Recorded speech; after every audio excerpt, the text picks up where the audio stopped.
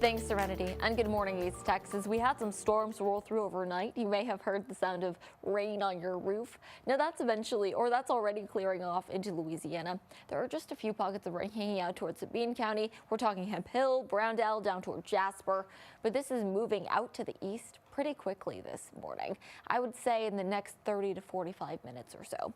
Instead, we are locked under cloud cover with a breezy southerly wind. That's going to bring humidity in, so we could just get a few pockets of rain going through the rest of the day, but we are out of the woods in terms of most of the rainfall. Overall, only about a 30% chance of rain. Tomorrow, though, rain chances are peaking at a 90% shot, and we are switching into weather impact alert mode.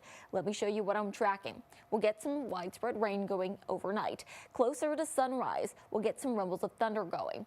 Now, I'll be here tomorrow morning on Morning Y'all to track it for you and bring you the latest. But make sure you're staying weather aware. This will impact your morning commute.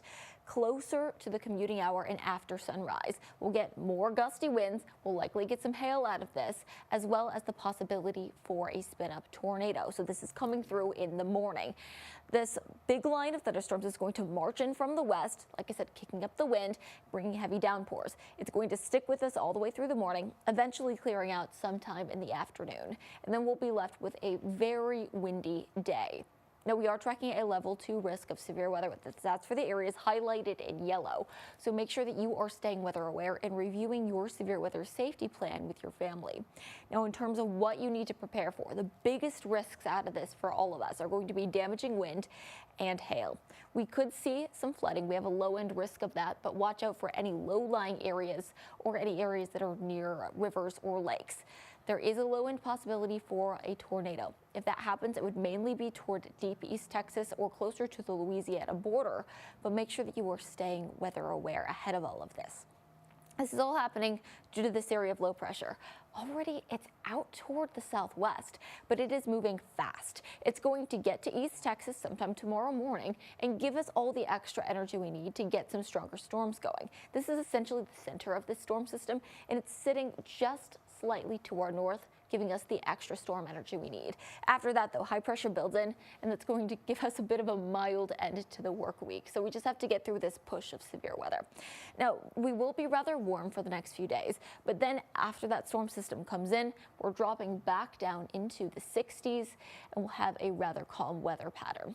So let me take you outside right now. We're not tracking anything severe, just the possibility for a few scattered showers. But overall, the roads are not looking too bad here in Tyler. This is a live look over Broadway.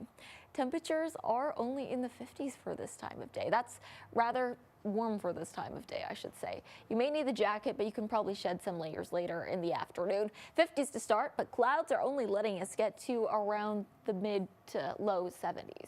Now, it will be cooler for areas up toward the Arklatex. We're looking at the 60s out there, but as a warm front begins to move in from the south, that's going to give us the 70s through deep East Texas. Now, that warm front is accompanied by a rather gusty wind that's coming in from the south at about 25 miles per hour. So just make sure that you have a hair tie if you have any longer hair. Otherwise, we are looking at lows only in the 60s tonight. That's going to give us the extra energy we need to get some thunderstorms going on Tuesday.